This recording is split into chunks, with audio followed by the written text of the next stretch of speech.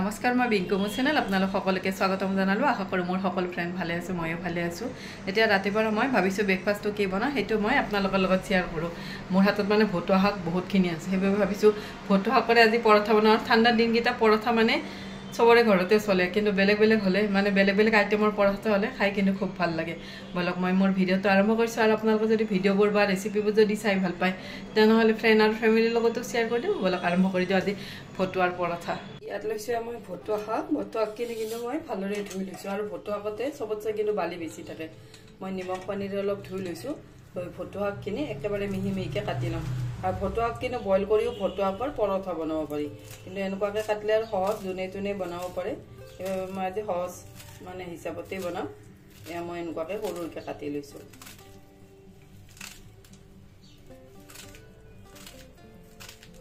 আৰু এইটো মানে বইল কৰি লৈ বনালেও সহজ কিন্তু এনেকুৱাকৈ কাটিলে আৰু 2 মিনিটতে হৈ যায় মই এনেকুৱাকৈ গোটেইখিনি ভতুৱাকে কাটি ল'লোঁ মই ভতুৱাখিনি কাটি ল'লোঁ লৈ ইয়াত লৈছোঁ এখন ডাঙৰ কাঁহী ইয়াত দিছোঁ আটা মই 3জন মেম্বাৰৰ বাবে বনাম বাবে মই 3 কোৰচ আটা ল'লোঁ 3 কোৰচ আটা ল'লোঁ ইয়াত দিলোঁ ভতুৱা শাকখিনি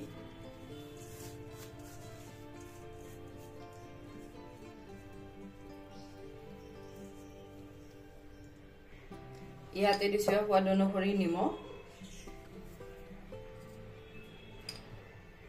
ইয়াত দিছোঁ অলপমান জিৰা পাউডাৰ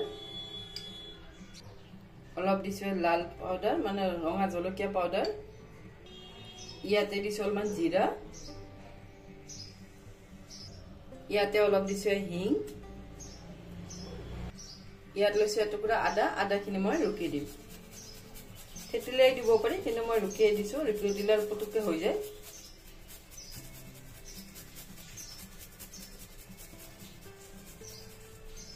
একেবাৰে গোটেইখিনি মিহি কৰি ৰুকি দিছোঁ ইয়াতে মই লৈছোঁ এটা কেঁচা জলকীয়াটো সৰু সৰুকৈ কাটি দিম জলকীয়াটো আপোনালোকে যদি কমকৈ খায় কমকৈ দিব যদি বেছিকৈ খায় তেনেহ'লে বেছিকৈ দিব মই এটাই দিছোঁ তাতে কিন্তু খুব জ্বলা এইবোৰ চব ঘৰত জ্বলা নহয় সেইবাবে জ্বলাও বেছি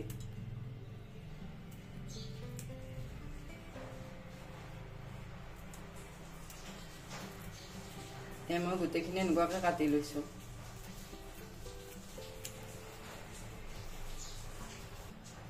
ইয়াতে দিছোঁ ঘিৰ সলনি তেল দিব পাৰি মই ঘি দিছোঁ আৰু ঠাণ্ডা দিনত ঘিয়ে আমাৰ বাবে বেষ্ট মই ঘি দিলোঁ 1 চামুচ আৰু অলপমান দিছোঁ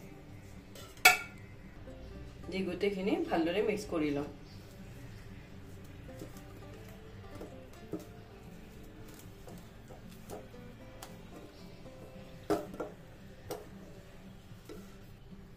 এয়া মই গোটেইখিনি ভালদৰে মিক্স কৰি ল'লোঁ লৈ ইয়াতে অলপ অলপকৈ পানী দি ইয়াৰ এটা ডো বনাই লওঁ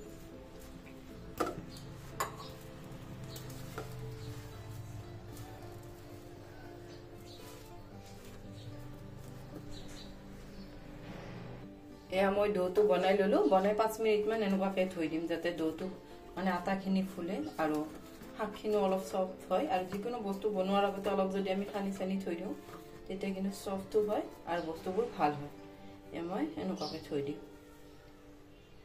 এয়া মোৰ হৈ গ'ল 20 মিনিটমানেই হ'ল মই 5 মিনিটমান কৈছিলোঁ কিন্তু মই 20 মিনিটমানেই থৈ দিলোঁ ডো এনেকুৱাকৈ মই সৰু সৰুকৈ বল বনাম আপোনালোকে যদি ডাঙৰ পৰঠা বিচাৰে ডাঙৰকৈ বল ল'ব আৰু সৰু বিচাৰিলে সৰুকৈ ল'ব মই এনেকুৱাকৈ বনাম অলপ ডাঙৰকৈ বনাম এনেকুৱাকৈ বল বনাই ল'লোঁ ইয়াত লৈছোঁ এখন বেলনা ইয়াত লগাই লৈছোঁ আটা এইখন মই বেলি ল'ম একেবাৰে পাতলকৈ বলে মই মানে টিকুনিয়া বনাই ল'ম বাবে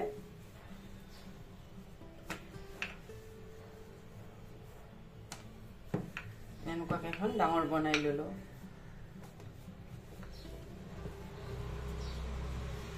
আৰু ঠাণ্ডা দিনত মানে ভতুৱা শাকৰ পৰঠাটো আমাৰ হেল্থৰ বাবে খুব ভাল আৰু ভতুৱা শাক এনেই ভাল মানে হেল্ডি শাক চবৰ ভিতৰতে ভতুৱা শাকেই হেল্ডি শাক এয়া মই ডাঙৰকৈ এখন বেলি ল'লোঁ ইয়াত লৈছোঁ এনেকুৱা এখন খন্তা লৈ ইয়াতে মই অলপ অলপ এনেকুৱাকৈ এটা চাইড এনেকুৱাকৈ ঘি মচিম, তেতিয়া মানে হাতো লেতেৰা নহয় আৰু এইবোৰ মানে কিচেন টিপে আৰু এনেকুৱাকৈ লগাই দিলোঁ এটা চাইড। মোৰ আৰু অলপ ঘি লাগি আছে, সেইখিনিও ইয়াতে লগাই দিলোঁ। আৰু এনেকুৱাকৈ কিন্তু ঘি লগাই যদি পৰঠা শেষো, তেতিয়া পৰঠা ভিতৰ ফালৰ পৰা ক্ৰিস্পি হয় আৰু খায়ো সোৱাদ হয়। এনেকুৱাকৈ লগাই দিলোঁ, লগাই এইটো চাইডো এনেকুৱাকৈ ঢাকি দিলোঁ। হৈ গ'ল একেবাৰতে। এতিয়া মই আৰু অলপ বেলি ল'ম। মই আৰু অলপ আটা লগাই ল'লোঁ।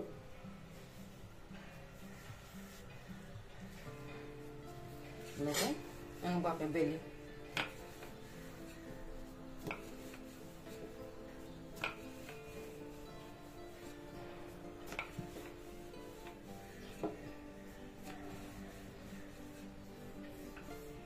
এনেকুৱাকৈ বেলি ল'লোঁ। এয়া এখন পৰঠা মোৰ বেলা হৈ গ'ল। আৰু এনেকুৱা এখন এখন পৰঠা হ'লে ৰাতিপুৱা ব্ৰেকফাষ্টত খুব ভাল হয়, হেল্ডিও হয়, টেষ্টিও হয় আৰু খায়ো ভাল লাগে। ইয়াত লৈছোঁ এখন মই টাৱাখনতে পৰঠাখন দি দিছোঁ। এতিয়া কিন্তু গেছৰ ফ্লেমটো একেবাৰে ল' কৰিছোঁ, ল' ফ্লেমতে পৰঠাবোৰ ভাজিম।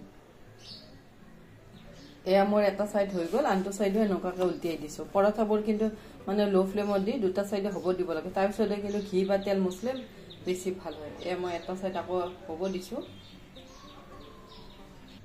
এয়া মোৰ দুটা চাইডে হৈ গ'ল। মই এতিয়া ইয়াতে ঘি মচি দিম। ঘিৰ সলনি কিন্তু তেল দিবও পাৰি, মোৰ হাতত ঘি আছে আৰু কিয় মই এইবোৰ ঘৰতে বনাওঁ, সেইবাবে মই অলপ অলপ এয়া মচি দিছোঁ।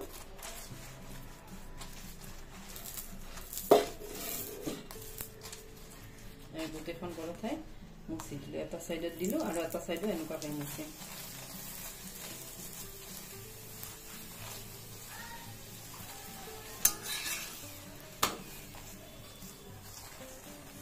এনেকুৱাকৈ বনালে মানে এনেকুৱাকৈ লেয়াৰ লেয়াৰবোৰ খুলি খুলি যায়। যদি আমি অলপ ঘি মচি মচি বেলোঁ, এনেকুৱাকৈ খুলি খুলি যায় আৰু তেতিয়া ভিতৰখিনিও খুব ধুনীয়াকৈ সিদ্ধ হয়, এনেকুৱাকৈ খুলি খুলি যায়। আৰু এনেকুৱাকৈ খন্তা পাত দি এনেকুৱাকৈ অলপ খুলি দিলেই হৈ গ'ল, ভিতৰখিনিও ক্ৰিস্পি হয়।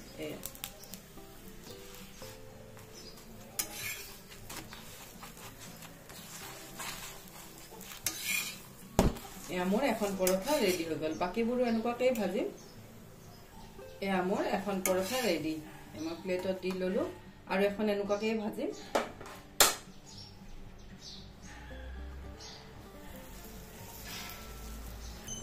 এখন পৰঠা মোৰ এটা চাইড হৈ গ'ল, আনটো চাইডো এনেকুৱাকৈ উল্টিয়াই দিছোঁ। এয়া মোৰ গোটেইখিনি পৰঠাই এনেকুৱাকৈ ভাজি ল'লোঁ।